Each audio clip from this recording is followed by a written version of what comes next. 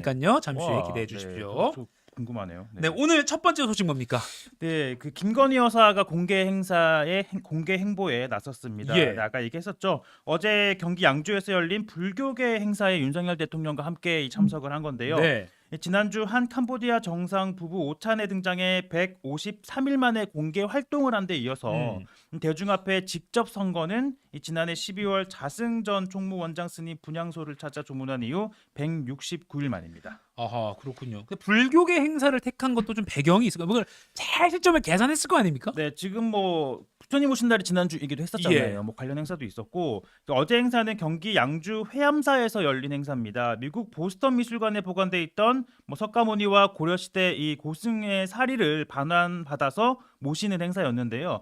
일제강점기 때 유출된 것으로 추정이 되는 살인데 이 반환 과정에서 김건희 여사가 일정 부분 역할을 했다라는 명분을 고려한 걸로 보입니다. 아하. 이게 2004년에 보스턴 미술관이 이 사리를 가지고 있다라는 사실이 확인이 됐고 그때부터 이제 정부가 반환을 노력을 했지만 2013년부터 이 논의가 좀 중단된 상태였다고 합니다. 아, 네. 그런데 지난해 4월 이 윤 대통령이 미국을 방문했을 때 당시 동행한 이 김건희 여사가 보스턴 미술관을 찾아가 좀 논의를 재개해 달라라고 요청을 했고 그 이후부터 이제 협상이 다시 재개가 됐다는 게 대통령실의 설명입니다. 네. 대통령실 관계자에 따르면 이 조계종 측에서 이 김 여사의 도움이 매우 컸다면서 이번 행사에 꼭 참석해주길 바란다는 뜻을 전해 왔다고 합니다. 네. 어제 그래서 뭐 그 불교계에서 이렇게 발언할 때 보니까 김건희 여사를 먼저 대통령보다 먼저 감사의 네. 뜻을 전하는 약간 이례적인 말도 하더라고요.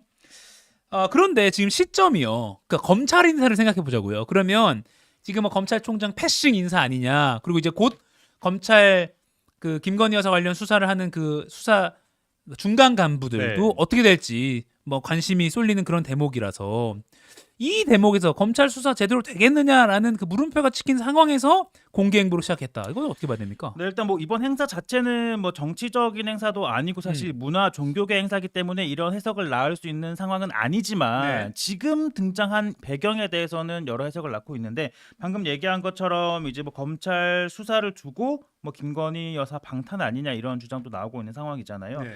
이제 앞서 좀 그 상황을 좀 짚어보면요. 윤석열 대통령이 그에 앞서서 취임 2주년 기자회견 때 김 여사 의혹에 대해 사과라는 언급을 처음 꺼내긴 했죠. 네. 뭐 아내의 현명하지 못한 처신으로 국민들께 걱정 끼쳐드린 부분에 대해 사과를 드리고 있다라는 얘기를 했고 또 이제 여권에서는 옹호 발언도 나오고 있잖아요. 대표적인 게 이제 홍준표 대구시장인데 예. 뭐 하이에나 때 상남자의 도리라는 등의 표현을 써가면서 김 여사에 대한 우호 반응 그리고 윤 대통령이 뭐 김건희 특검을 거부한 데 대한 우호적인 발언을 내놓고 있는데 예. 이러한 발언들이 나오니까 좀 공개 행보를 할 수 있는 여건이 만들어진 거 아니냐, 좀 배경이 된 거 아니냐라고 볼 수 있는데요.